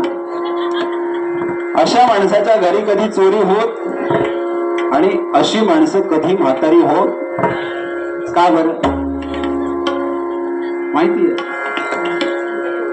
का बरं? कुत्रा बसलेला असतो रस्त्यात कुठेतरी आणि हा माणूस येतो झिगझॅग आणि कुत्रा विचार करतो, हा येतोय तो माणूस, हे थोडं जर आपल्यावर पडलं तर आपलं काय? विचार करतो, उठतो आणि जागा बदलतो, बाजूला जाऊन बसतो. अशा माणसाला कधी कुत्रा चावलेला असेल तर मला सांगा, आपल्यासारख्यांना चावेल. अशा माणसाच्या घरी कधी चोरी होत नाही. दुसरा फायदा. का बरं? घरी चोरी होण्यासारखं काही शिल्लकच ठेवलेलं नसते. घरातली भांडी, जेवणाची भांडी विकून सुद्धा संध्याकाळचं सरकार मान्य औषध त्याला घ्यावं लागतं. चोरी येईल कशाला? आणि तिसरा फायदा, अशी माणसं कधी म्हातारी होत. का बरं? म्हातारे होईपर्यंत जगतच. आता म्हणाल बुवांनी गादीवरनं उभं राहून 3 फायदे सांगितले. उद्या संध्याकाळी 7:45 कुठे असेल तिकडे जाऊया. पंढरीनाथ भगवान. बुवांचं ऐकून असलं काही करायचं नाही. नमस्कार केला, दुर्जनाला नमस्कार केला. दुर्जन का झालाय? अहंकारामुळे. आपण सुद्धा सगळे सज्जन आहोत, पण ज्यावेळी आपला अहंकार वर येतो, उफाळून वर येतो, त्यावेळी आपण जरी सज्जन असलो तरी दुर्जनासारखेच वागतो. म्हणून नमस्कार केला आणि पुढे गेले सत्यभामेच्या महालात. सत्यभामेकडे आले. सत्यभामेने पाहिलं, म्हणाले देवर्षी आलेत म्हणून नमस्कार केला आणि प्रश्न केलाच. म्हणाले माझ्यासारखी रूपगर्विता, मिस युनिव्हर्स, विश्वसुंदरी त्रिलोकामध्ये तुम्ही भ्रमण करता, कुठे पाहिली नाही हो बहिणी साहेब. हो तुमच्यासारख्या तुम्हीच म्हटलं आणि आले, भगवंतांना सांगितलं. भगवंत विचारते तब्येती तपासल्या? हो. औषध आहे म्हणाले. या तिघांनाही एकच आजार आहे, कोरोनासारखा एकच, सगळीकडे एकच. यांना काय करूया? एक औषध मी देतो म्हणाले. याच्यावरचा उपाय आणावा लागणार आहे. तुम्ही काय करा, मला एक फक्त आश्वासन द्या. कोणतं बरं? म्हणाले तुमचा सगळ्यात लाडका भक्त, सर्वात प्रिय भक्त त्याला इथे घेऊन येतो, म्हणजे हे तीनही पेशंट दुरुस्त होतील. भगवंतांचा सगळ्यात लाडका भक्त कोण हो? पारकर बुवा. केसरी नामे वानर त्याची, केसरी नामे वानर त्याची, रुद्रंजनी अंजनी तपाते, करी पुत्रा लागुनी तपाते, करी पुत्रा लागुनी तपाते, करी पुत्रा लागुनी. केसरी नामे वानर त्याची. ही चाल आपण ऐकलेली आहे सगळ्यांनी. मला जाऊ द्या ना घरी, 12 वाजवणार नाही. ही चाल कीर्तनातली चाल, लावणीची चाल. ही कुठलं गेले? लोकसंगीतामध्ये कीर्तनाकडून लोकसंगीताकडे गेलेले या चाली आहेत. मी साताऱ्याचं नाहीये, पण आमची मित्रमंडळी आहेत साताऱ्याची. सांडली ग असं काहीतरी रागामध्ये म्हणाले, केसरी नामे वानर ज्याची, रुद्रंजनी अंजनी तपाते. कोण बर? भगवंतांचा सगळ्यात लाडका परमप्रिय भक्त महारुद्र हनुमान की. हनुमंताला इथे घेऊन येतो, म्हणजे तीनही पेशंट दुरुस्त होतील. आणखी एक आश्वासन पाहिजे. म्हणाले, हनुमंतांना इथे आणतो खरं, पण तुम्ही राम अवतार संपवत असताना हनुमंताला आश्वासन दिलेलं आहे. काय? त्याला चिरंजीव केलात आणि त्यामुळे तुला माझ्यासोबत येता येणार नाही म्हणून तुम्ही त्याला बजावलात. पण तुम्ही त्याला एक शब्द दिलाय, द्वापार युगामध्ये कृष्णावतारामध्ये मी तुला रामरायांच्या रूपामध्ये काही क्षण का होईना पण दर्शन देईन. ते दर्शन द्याल का त्याला? म्हणाले, माझ्या हनुमंताला मी दर्शन द्यायला, रामरायांच्या रूपात दर्शन द्यायला केव्हाही तयार आहे. तुम्ही त्याला घेऊन या. भगवंताला नमस्कार केला नारदाने. नारद निघाले. नारायण नामाची ललकारी दिली, डोळे बंद केले, इंटरनेट ऑन केलं, जीपीएस लोकेशन चेक केलं, कुठे आहेत हनुमंतराय चेक केलं. त्या काळात होतं त्यांच्याकडे, तिकडूनच इकडे आलंय. त्यांना डोळे बंद केल्या समजायचं. एका उंचच्या उंच पर्वतावरती हनुमंतराय समाधीला बसलेले आहेत, नाम घेत आहेत रामरायांचं. म्हणाले, तिथे पोहोचायला हवं. आणि तत्काळ जाऊन त्या टेकडीवरती पोहोचले. हनुमंतराय उंचच्या उंच टेकडीवरती ध्यान मुद्रा लावली आहे आणि मुखामध्ये बसल्या बसल्या श्रीराम श्रीराम राम नामाचा जप सुरू आहे. आणि पाठीमागनं नारद मुनी आले. म्हणाले, भगवंतांनी आपल्याला सोपवलेलं कार्य फार मोठं आहे. म्हणाले, यांची समाधी भंग केल्याशिवाय तो होणार नाही. नाम काय घेतात? श्रीराम श्रीराम. पाठीमागनं आरोळ दिली, गोपाल कृष्ण भगवान की. समाधी भंग पावली हो हनुमंतरायांची. डोळे उघडले आणि रागानेच मागच्या बाजूला वळून बघितलं. अरे हे तर म्हणाले आपलेच. नमस्कार केला नारदांना. हो नारदा, कशासाठी येणं केलं? नारद म्हणाले, तू एकटा, मी पण एकटाच. दोघेही बालब्रह्मचारी, दोघेही बालब्रह्मचारी. म्हणाले, माझ्यासोबत येशील? भारतभरामध्ये तीर्थक्षेत्रांचं भ्रमण करूया, फिरायला जाऊया. म्हणाले, येशील माझ्यासोबत? हनुमंतराय एका पायावरती तयार झाले. हो येतो म्हणाले. कारण काय त्याचं? सज्जन को सज्जन मिले चंदन में कपूर, आणि दुर्जन को दुर्जन मिले भांगात धोत्र्याच्या बिया. सज्जन माणसं काय करतात? आपल्याकडचं जे चांगलं असेल ते आपल्या सोबत्याला देतात, जास्तीत जास्त चांगलं देण्याचा प्रयत्न करतात. आणि दुर्जन काय करतात? आपल्याकडचं वेचून वेचून वाईट असेल तेवढं आपल्या सोबत्याला देतात. दुर्जन एक होतात, सज्जन एक होतात. एका गावात असे 4 मित्र होते. दुर्जन गावातल्या छोट्या मोठ्या चोऱ्या करायचे, कोणाचं काही तरी चोरायचं, विकायचं, पैसे मिळवायचे, मज्जा करायची. त्या काळातल्या सरपंचांनी त्यांना रंगे हात पकडलं आणि गावातनं हाकलून दिलं. म्हणाले गावात राहायचं नाही. घरातले सुद्धा कंटाळलेले होते, लोकांच्या तक्रारी येत होत्या आणि हाकलून दिलं. गावाच्या बाहेर हाकलल्याबरोबर हे सकाळी सकाळी निघाले, गावाच्या बरोबर चालत निघाले भर उन्हामध्ये. माध्यान्ह झाली. 1 गाव 2 गाव 3 गाव मागे टाकले. एका गावामध्ये आले, नागव्यामध्ये आले असतील कदाचित. शिवशंकरांचं मंदिर होतं, हेमाडपंथी काळीथर दगडांचं. आताच्या उन्हाळ्याच्या दिवसांमध्ये अशी मंदिरं एसी सारखी असतात, थंडगार. गेल्या तिघांना झोप आली. म्हणाले थंड वाटतं, इथे झोपूया, कारण त्यांचं पोट भरलेलं होतं. आणि एकाला घरच्यांनी सुद्धा भाकरी वगैरे काही नाश्ता दिलेला. तो उपाशी म्हणाला महादेवांच्या समोर कोणी नारळ केळी फळं काही ठेवले का बघूया म्हणून शोधतोय, पण त्या दिवशी कोणी काही ठेवलेलं नव्हतं. पोटात आग पडलेली. तिघे मित्र झोपलेत बाजूला आणि वेळ कसा घालवायचा असा विचार करणारा हा मंदिराच्या भोवती फिरून झालं. महादेवांच्या समोर कोण असतो? हो, नंदी असतो ना. नंदीच्या पाठीवरनं हात फिरवला, वशिंडावरनं हात फिरवला, शिंगांच्या वरती हात फिरवला आणि करता करता मुस्कुरीवरती आला. आणि त्या कारागिरानं एक विशेष कसब केलेलं होतं. त्या नंदीचं नाक 2 इंच आत खोल कोरलेलं होतं. आत मुस्कुरीवरनं हात फिरवला आणि नाकात बोटं घातली. कोणाच्या लक्षात? हा, नंदीच्या. बरोबर आहे, नंदीच्या. मी विसरलो ताई. नंदीच्या नाकात बोटं घातली. पण गोंधळ असा झाला, त्या उन्हाळ्याच्या गारव्यासाठी आत बसलेला होता विंचू. त्या विंचवानं नांगी त्याच्या बोटावरती हाणली. हा कळवळला हो. कानाच्या पाळ्या लाल झाल्या, डोळ्यातनं आग पाणी यायला लागलं, हाय होई करायला लागला.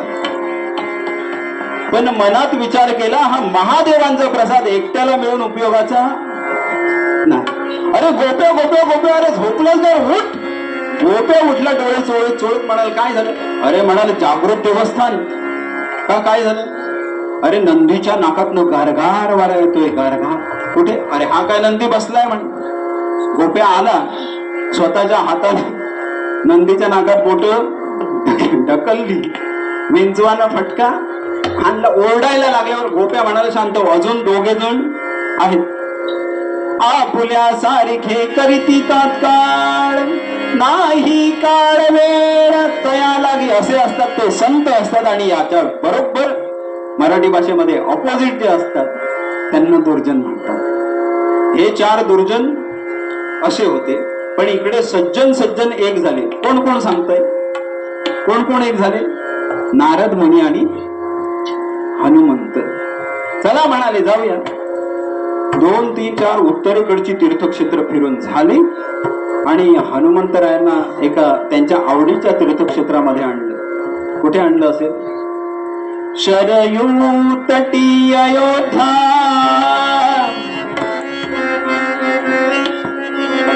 धन्यपुरी रामरायाची. श्रीराम नाम गावो, इच्छा येथे न रामरायाची. राम राम हरे हरे, राम राम सीतापते नर हरे. राम राम रघुत्तमा, राम राम सीतापते. राम राम रघुत्तमा, राम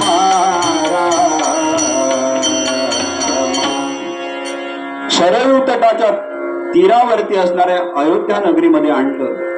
ज्यावेळेस नारद मुनी आणि हनुमंतराय तिथे गेलेत. कधी गेलेत? द्वापार युगामध्ये. त्या काळामध्ये त्या ठिकाणी रामरायांचं मंदिर होतं. गेल्या 500 वर्षांमध्ये तिथे एक मशीद आलेली होती. आणि आपल्या सगळ्यांचा स्वाभिमान, धर्माचा अभिमान त्या ठिकाणी पुन्हा एकदा रामलल्लांच्या रूपामध्ये पुन्हा एकदा पुनर्स्थापित झालाय. इथे जरी राम असला तरी अयोध्येला जाऊन रामरायांचं दर्शन घेणं ही आपली नैतिक जबाबदारी आहे.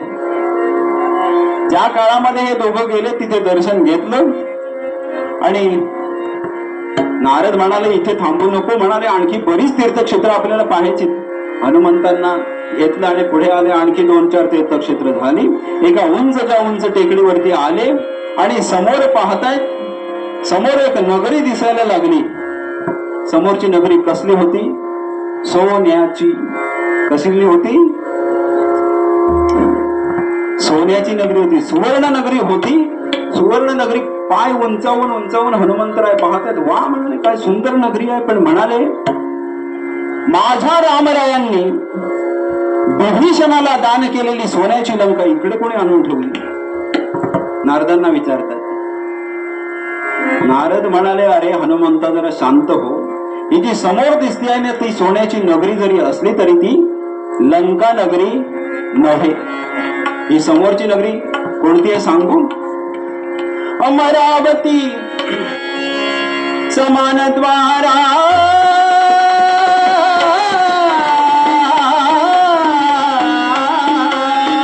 अमरावती समान द्वारा, अमरावती समान द्वारा होती पुरी कनकाची.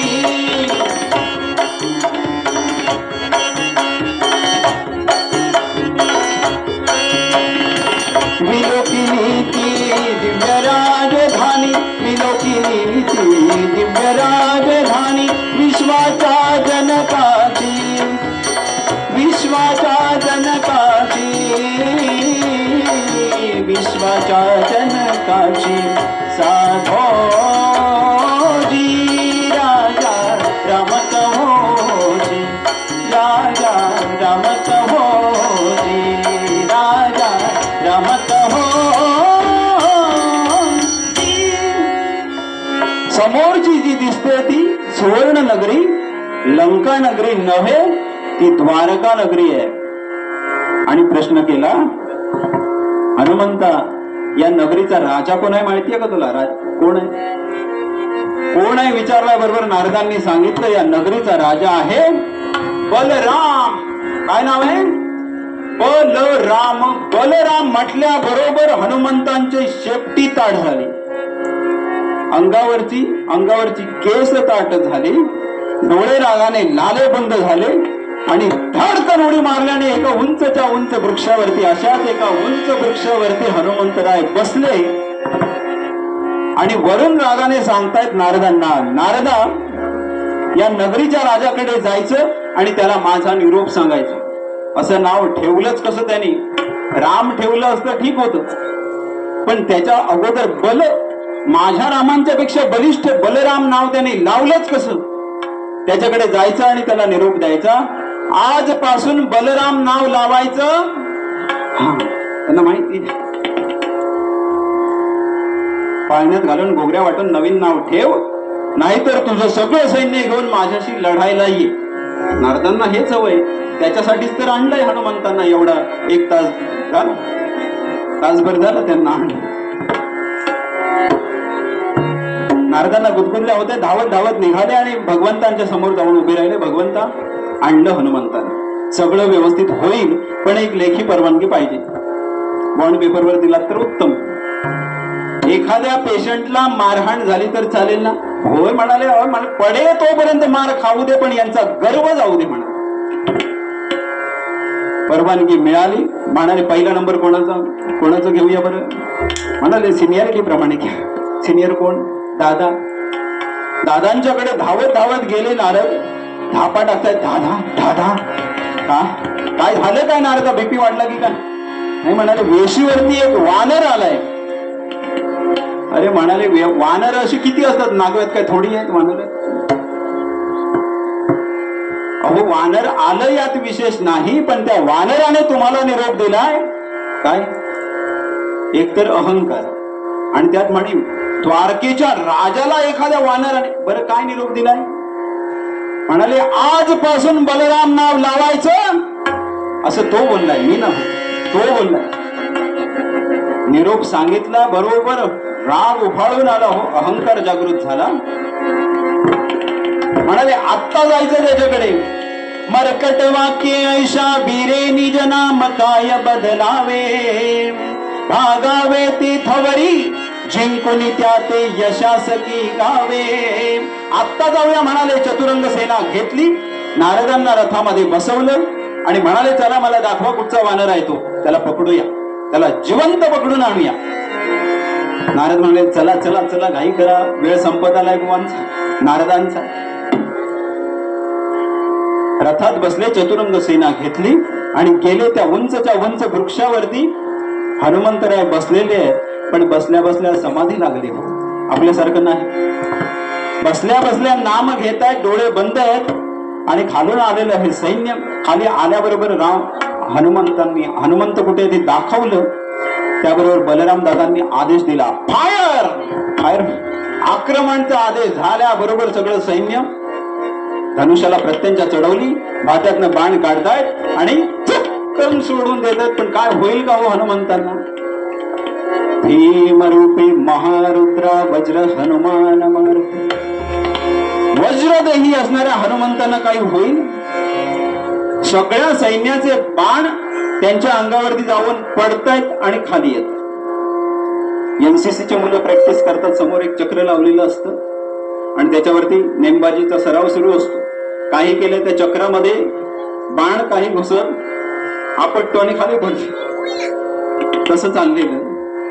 करता करता सगळ्या सैन्याच्या भात्यातले बाण संपले आणि आता बलराम दादा थोडेसे सावध झाले. नारदा म्हणाले माकड चावट आहे का काय झालं? नाही अहो, सगळ्या सैन्याच्या भात्यातले बाण संपले. नारद म्हणाले अहो तुम्ही युद्ध करा. बलराम दादा सुद्धा शूर होते. नांगर आणि मुसळ त्यांची हत्यार. नांगरानं सगळं सैन्य असं जमा करायचं आणि मुसळानं पुकलून काढायचं, आपटून काढायचं. आणि म्हणून ना बलराम दादांनी वरती नांगर सोडायला सुरुवात केली. लांब पर्यंत त्यांचा नांगर जायचा. नांगर सोडायला लागल्याबरोबर ते झाड थोडस हल्लं आणि समाधी भंग पावली हनुमंतांची. खाली बघितलं तर म्हणे अरे युद्ध करतायत वाटतं आपल्याशी. 1.5 तासानंतर समजलं कशाला? बुद्धिमताम वरिष्ठम असणारे हनुमंत पण ध्यानावस्थेमध्ये होते. बघितलं आपल्याला सुद्धा युद्ध केलं पाहिजे म्हणाले. आणि म्हणून बसल्या जागेवरनं बाजूला एक पर्वताचा सुळका आलेला होता, उंचच्या उंच. बसल्या बसल्या हात फैलावले, हात लांब केले आणि त्या पर्वताचा एक सुळका उचलला. पर्वताचं टोक उचललं आणि यादव सैन्यावरती टाकलं. 100 यादवांना जिवंत समाधी मिळाली. पडता निकटी पर्वत राम म्हणे वीर हा दिसे गुंडा. बोले नारद त्याचा सहज उडाला असेची पदगुंडा. अरे म्हणाले पर्वत टाकायला लागला. अरे नारद म्हणतात अरे हा वीर अजून युद्धाला उभा राहिलेला नाही. तुझ्या 100 यादवांना जिवंत समाधी मिळाली. याच्या पायातला पदगुंडा, फक्त पायातला एक खडा उडून आला तर तुझ्या सैन्याची ही अवस्था झाली. बलराम दादाचा रथ थोडक्यासाठी वाचला. आणि आता प्रश्न केला नारदांना, नारद आता काय करूया? नारद म्हणाले सल्ला आमचा, निर्णय तुमचा, काय करायचं ते तुमचं तुम्ही ठरवा.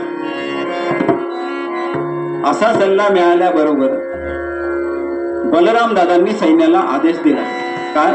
पिछे मुड. सगळं सैन्य वाटच बघत होतो कधी एकदा आदेश मिळतो आणि आपण धावत धावत घरी कधी एकदा पोहोचतो. सगळ्या सैन्याच्या शर्यती लागल्या. कधी एकदा कीर्तन संपतं, युद्ध संपतं आणि आपण माघारी पोहोचतो. सगळेजण धावत धावत घरी जाऊन पोहोचले. दादा आपल्या महालात पोहोचले खरे, पाठोपाठ गोपालकृष्ण हजर झाले. आणि बलराम दादांना विचारलं, दादा आणलं का वानर? वानर म्हणाले, वानराचं नाव सुद्धा काढू नका. बलराम दादांना ताप चढला हो, थरथर थरथर थरथर कापायला लागले. म्हणाले, देवा कृष्णा, माझ्यासाठी ही सगळी व्यूहरचना केलीस. आजपासून तुला पाहिजे तिथे निघून देतो म्हणाले. आजपासून गर्व करणार नाही म्हणाले, आजपासून गर्व करणार नाही. पहिला पेशंट दुरुस्त झाला. आता म्हणाले, गरुडाला तुम्हीच बोलवा. नारद सांगतायत. कारण गोपालकृष्ण त्या गरुडाला कशी हाक मारायचे? अहो गरुडा. नोकराला हाक मारायची अहो म्हणून, आजकालच्या सारखं झालेलं. धन्याचं नाव गण्या, धन्याला गण्या म्हटलं तरी चालतं, पण नोकराचं नाव अदबीनं घ्यावं लागतं. नोकराचं नाव कसं? श्रीयुत रुद्राजीराव माने. नोकराचं नाव अदबीनं घ्यावं लागतं हो, तर नोकर माणसं टिकतात. तुम्हीच बोलवा म्हटल्यावर गोपालकृष्णांनी हाक दिल्याबरोबर गरुड आले, पंख पसरवले, म्हणाले बसा, कुठे जायचंय? काश्मीरला युद्धात कुठे जायचंय का? नाही म्हणाले, कुठे जायचं नाही. युद्धासाठी बलराम दादा गेले होते पण पराभूत होऊन आले. तुम्ही त्यांच्यावरती चाल करून जावं त्या वानरावरती, अशी आमची इच्छा आहे म्हणाले. मला माझी योग्यता काय म्हणाले? मला वानरावरती पाठवता? सुपर्ण तेव्हा लावणी पाही, गर्भोक्तीने बोलत काही, मरकटते का पाले खाई, त्यासी आणू मनसी जाय, कशातून मी तुमचा काजी, काजी असता करता पाजी, योग्य न गमते हृदयी हाजी, दानसी नचकी पराक्रमाते, जिंकून स्वर्गी अमरगणाते, आणि न घडमी पियुषाचा प्रताप पाही या पंखांचा, उडवणी भानू आणि नभीचा आत्ता जाईन म्हणाले तर सूर्याला पकडून आणीन चोचीत. अमृत कुंभ स्वर्गामधलं अमृताचा कुंभ, पियुषाचा कुंभ घेऊन खाली येईन देवादिकांना हरवून, आणि मला पाठवता वानरावरती? माझी योग्यता काय म्हणाला? अहो जाव म्हणाले, या वेळेची आत्ताची तातडीची गरज आहे म्हणून जा म्हणाले, आमच्यासाठी जा. तेव्हा म्हणाले तुमच्यासाठी जातो, पुन्हा असलं काम सांगू नका म्हणाले. आता जातो आणि त्या वानराला घेऊन येतो.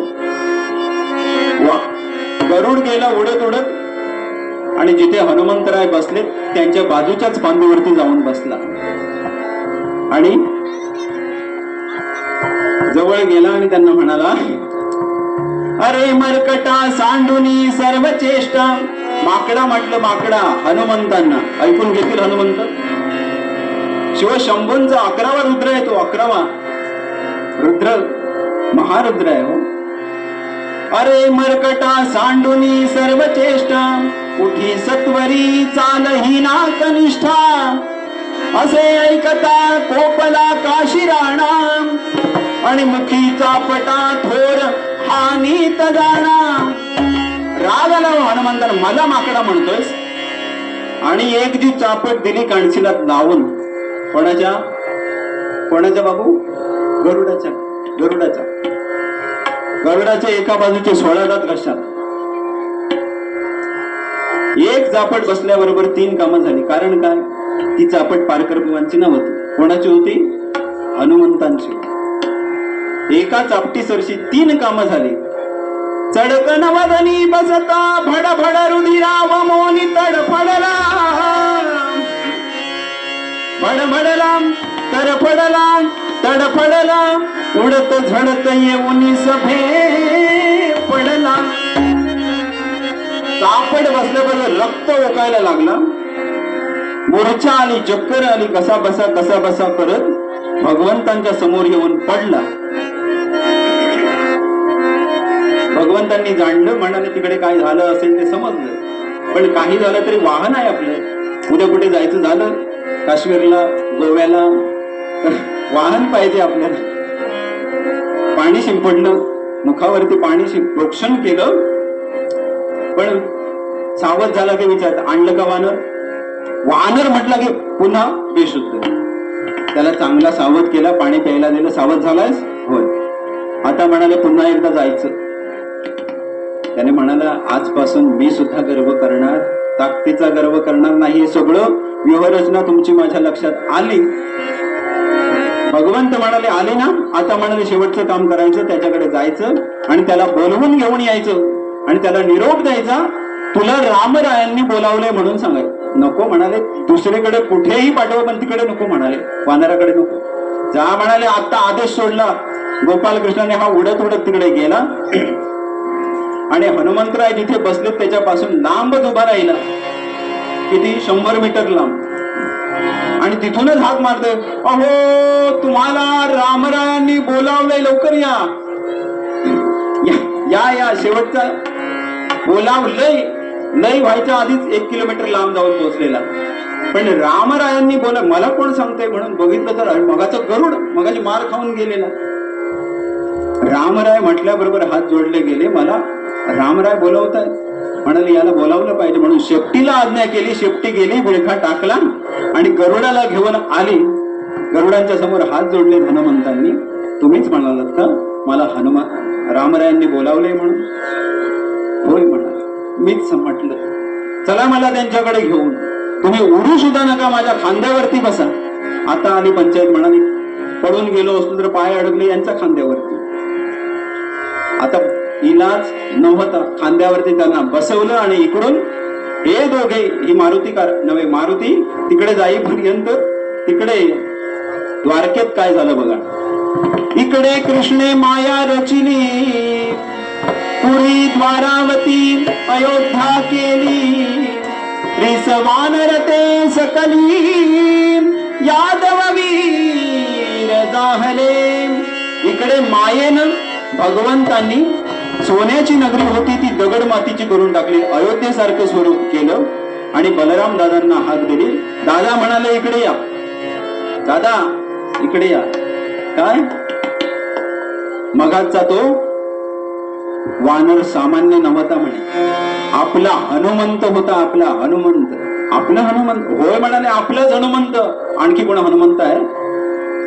आपलाच हनुमंत होता. त्याला म्हणाले आपल्याला राम पंचायतनामध्ये दर्शन द्यायचंय, रामरायांच्या रूपामध्ये मला त्याला दर्शन द्यायचंय.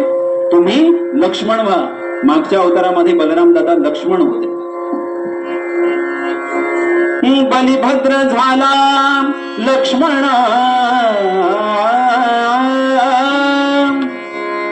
शंख चक्रते भरत शत्रुघ्न,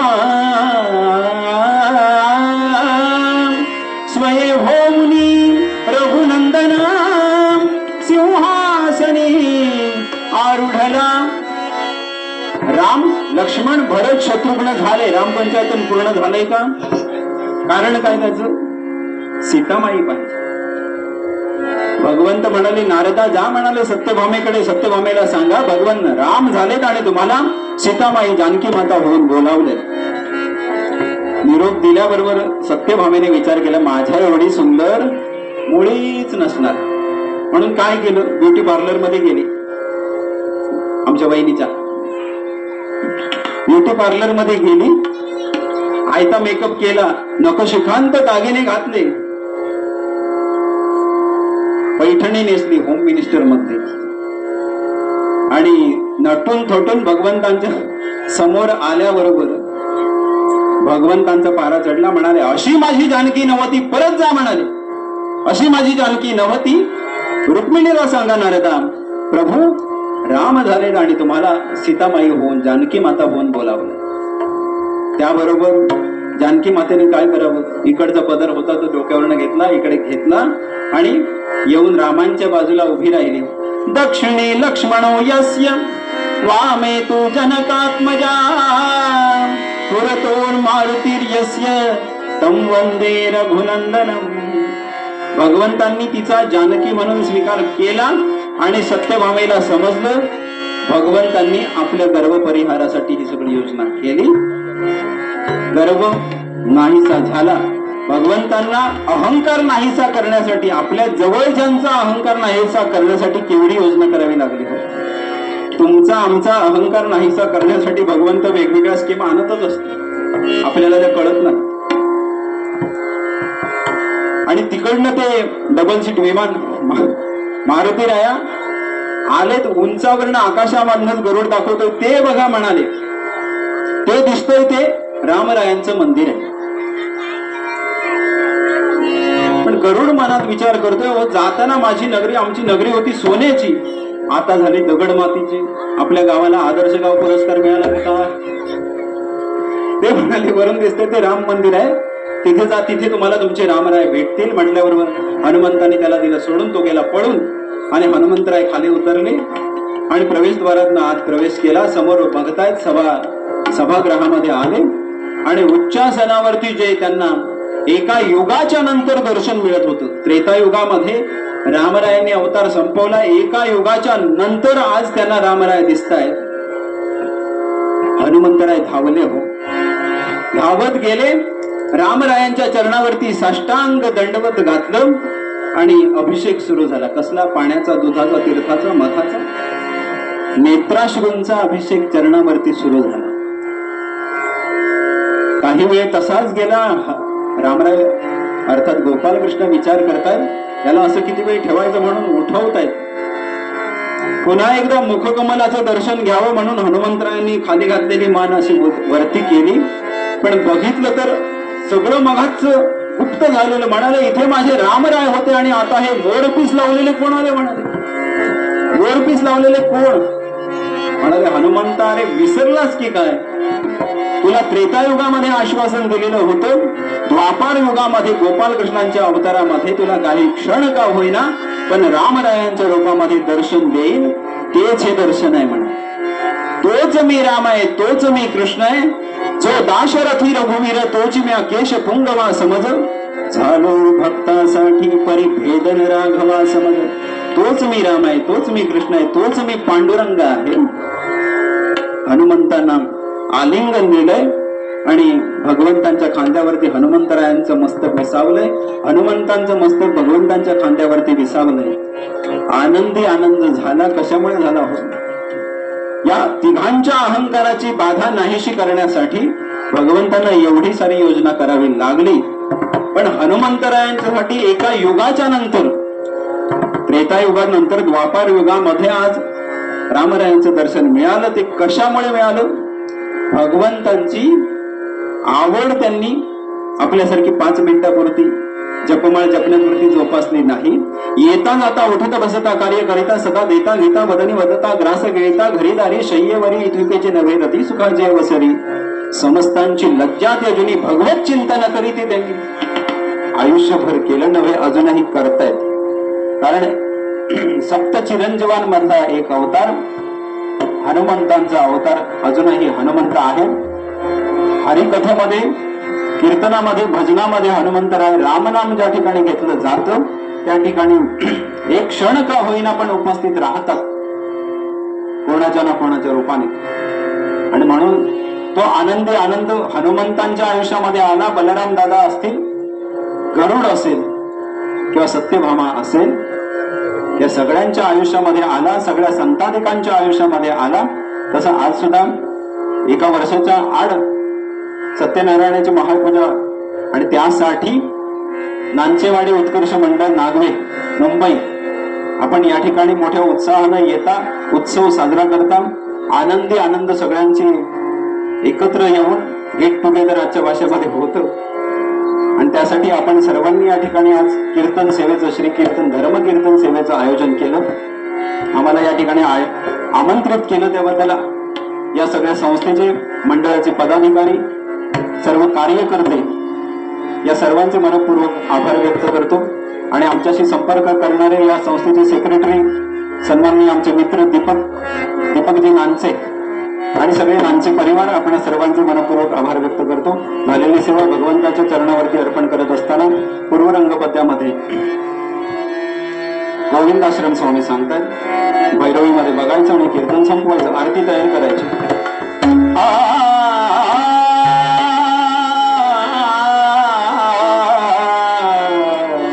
20 मिनिटं जास्त घेत नाही त्याबद्दल दिलगिरी.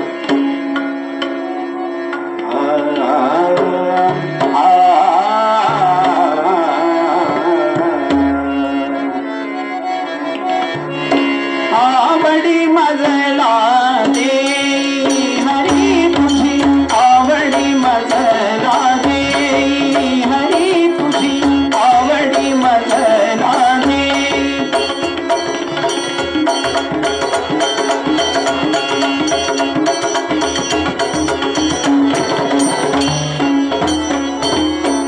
निजदासाचा हाची मनोर, निजदासाचा हाची मनोर, पुरवुनी सेवा घ्यावी, पुरवुनी सेवा घ्यावी, पुरवुनी सेवा घ्यावी. हरी तुझी आवडी मजला दे, हरी तुझी आवडी मजला दे, हरी तुझी आवडी मजला, आवडी मजला, आवडी मजला. रोचते तद्ग्राह्यम यद न रोचते तत्सर्व थैव त्याज्यम. जे आवडलं असेल ते घेऊन जायचे, आवडलं नसेल ते सोडून द्यायचे. आवडलं असेल ते माझे आतापर्यंत सगळे कीर्तनामधले भजनामधले गुरुजी, माझ्या माता पित्यांची पुण्याई, वाडवडिलांची पुण्याई आणि आपणासारखे सर्व भाविक भक्तांचे आशीर्वाद. आणि म्हणून नारदांच्या गादीवरती उभं राहण्याचं धैर्य धारिष्ट्य आम्ही करतो आणि झालेली सेवा भगवंतांच्या चरणावरती अर्पण करूया. आणि जे संतांनी दान मागितलं ते मागण्यासाठी उभे राहूया. हेची दान देवा देवा तुझा विसरण भावा, विसरण भावा तुझा विसरण भावा. गुण गायन आवडीची माझी सर्व जोडी, माझी सर्व जोडी ह्याची माझी सर्व जोडी. नलगे मुक्ती धन संपदा, नलगे मुक्ती धन संपदा. संत संग देवी सदा, संत संग देवी सदा, संत संग देवी सदा. तुका म्हणे गर्भवासी सुखी घालावे मासी, घालावे मासी सुखी घालावे मासी. तुझी दान देवा देवा तुझा विसरण भावा, विसरण भावा तुझा विसरण भावा, तुझा विसरण भावा, तुझा विसरण भावा. शिवकर्ता दुर्गार्ता भक्ता विघ्नाशी, नरती परमे प्रेम कृपाल. सर्वांगी सुंदर सिंदुराची, कंठी झळके माय रूपाभरण. जय देव जय देव जय मंगल मूर्ती, दर्शन मात्रे माना. रत्न खचित भारा तुझ गौरी कुमारा, चंदनाचे उठे कोटेश. हिरे जडित मुकुट शोभतो बरा, नो पुरे चरणी घालया. जय देव जय देव जय मंगल मूर्ती, दर्शन मात्रे माना पूर्ती. जय देव लंबोदर पीतांबर भंगर वंदना, सरळ सोंड मकरा शोभिते नयना. राजरामाचा वाटता हे सदना, संतोषी पावावे निर्वाणी रक्षावे सर्व. जय देव जय मंगल मूर्ती, दर्शन मात्रे माना पूर्ती.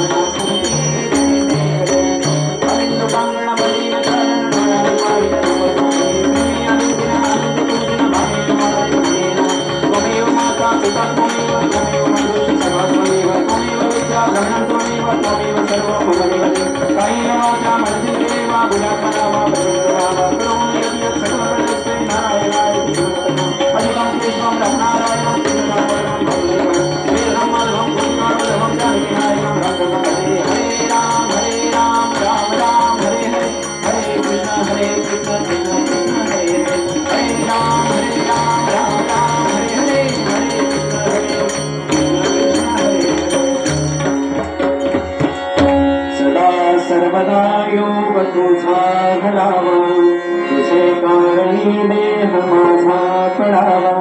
उपेक्षू नको गुणवंता अनंता, रघुनायका मागणी हेची आता. जय जय रघुवीर समर्थ. सर्वेपि सुखिनः सन्तु, सर्वे सन्तु निरामयम्, सर्वे भद्राणि पश्यन्तु, मा कश्चित् दुःखभाग् भवेत्. पुंडलीक वरदा हरि विठ्ठल, श्री ज्ञानदेव तुकाराम, श्री पंढरीनाथ भगवान की, नागेश्वर महाराज की, सत्यनारायण महाराज की. मनपूर्वक धन्यवाद.